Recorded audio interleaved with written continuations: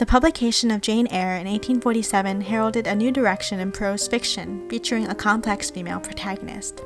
Charlotte Bronte, like her sisters, wrote under a pseudonym to explore the issues of class and status within Victorian society.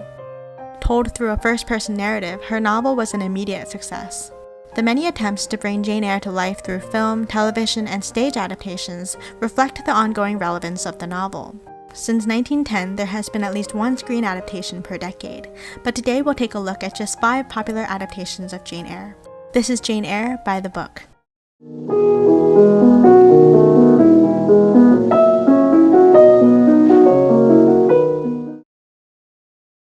Do you think because I'm poor and obscure and plain that I'm soulless and heartless? I have as much soul as you and fully as much heart. And if God had gifted me with wealth and beauty, I should have made it as hard for you to leave me as it is now for me to leave you.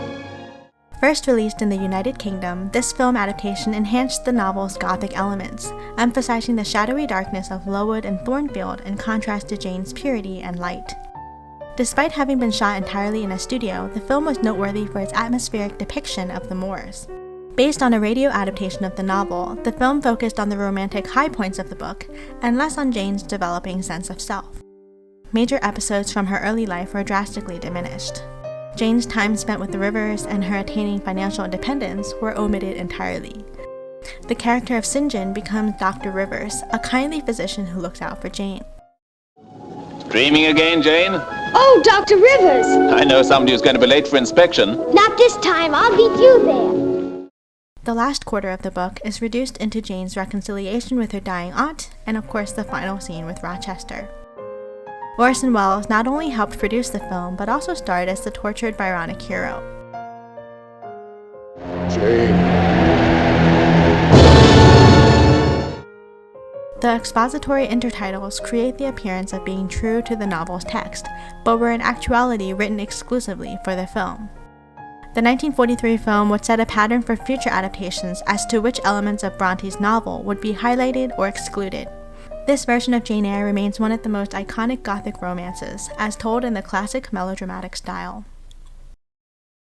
Do you think because I'm poor, obscure, plain and little, I'm soulless and heartless? I have as much soul as you and full as much heart. And if God had blessed me with some beauty and much wealth, I would have made it as hard for you to leave me now as it is for me to leave you. Several adaptations of Jane Eyre have been produced for television, with the BBC's 1983 miniseries being among the more faithful renditions of the novel. We see key moments that are often left out in other adaptations, like Rochester masquerading as an old gypsy woman. Is there not one face that you study? Jane Eyre was one of the first novels of the Victorian era that illustrated what it felt like to be a child, as seen from a first-person perspective. With the series, we get a fuller picture of Jane's time at Lowood, beyond her friendship with Helen Burns. There are only a few points at which the adaptation veers away from the source material. The 1983 series preserves Bronte's original text in most of the dialogue. Because of its 5.5-hour running time, there was also ample opportunity to explore Jane's experiences after leaving Thornfield, and to further develop Jane and Rochester's slow-burning relationship. I may be poor and plain, but I'm not without feelings. It's not the house, but the life I lived here. I was not trampled on. I was not excluded. I was treated as an equal. The 1996 feature film adaptation is initially characterized by a sense of misery, as it emphasizes Jane's harsh childhood years. Although conditions at the school do improve in the novel, the film hones in on the scenes of physical and psychological suffering. In this version, Jane feels guilty for leaving Miss Temple at Lowood, which is completely different than what happens in the book.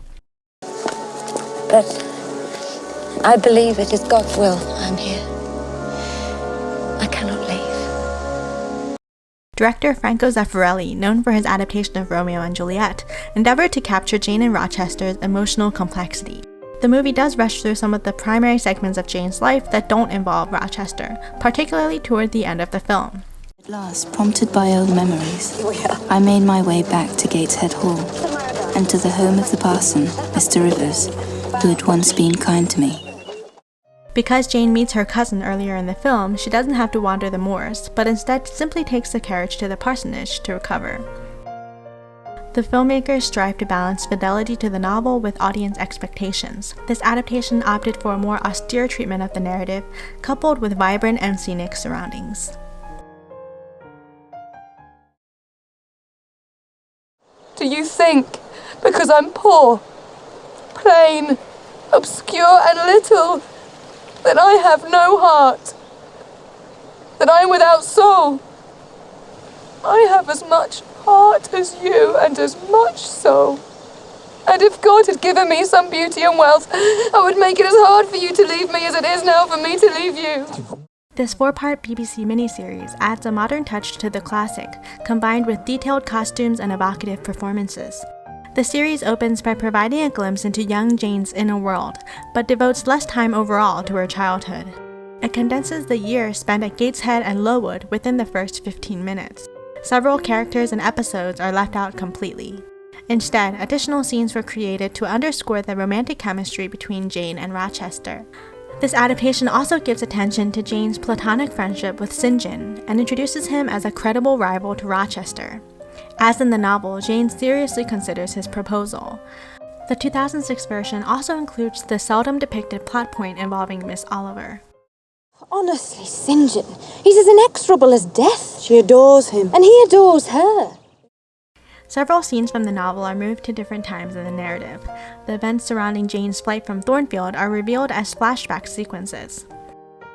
As with more recent film and TV versions of Jane Eyre, the adaptation provides rational explanations for the mystical elements.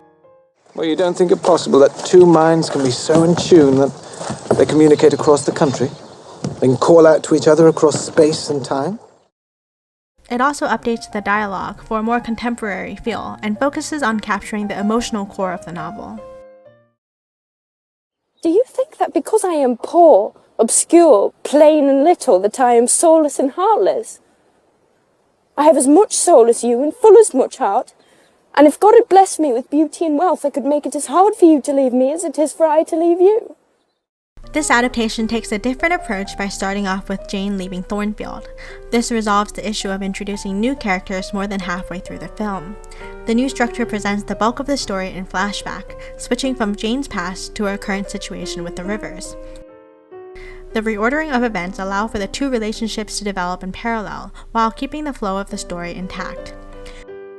Without a voiceover or intertitles, Jane has to convey her inner monologues through gestures, looks, and inflections.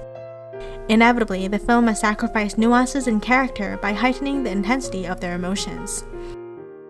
Moreover, the issue of social class is somewhat glossed over, although Jane Eyre's relationship with her aristocratic employer would have broken all the rules of Victorian social hierarchy.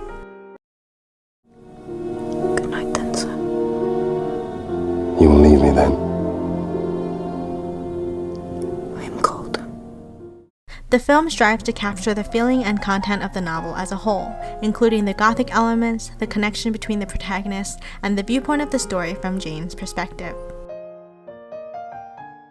Jane Eyre continues to confound expectations over a century after its publication. In this multifaceted Bildungsroman, Jane goes on a journey of personal discovery and overcomes adversity to find happiness and self-respect. Undoubtedly, the novel has inspired countless authors and filmmakers, a testament to Bronte's storytelling that few have tampered with the original characters, plot, and setting. Each adaptation brings to light different aspects of Jane Eyre, but the unconventional love story remains paramount for many viewers. Let us know which adaptation you appreciate the most. Thanks for watching!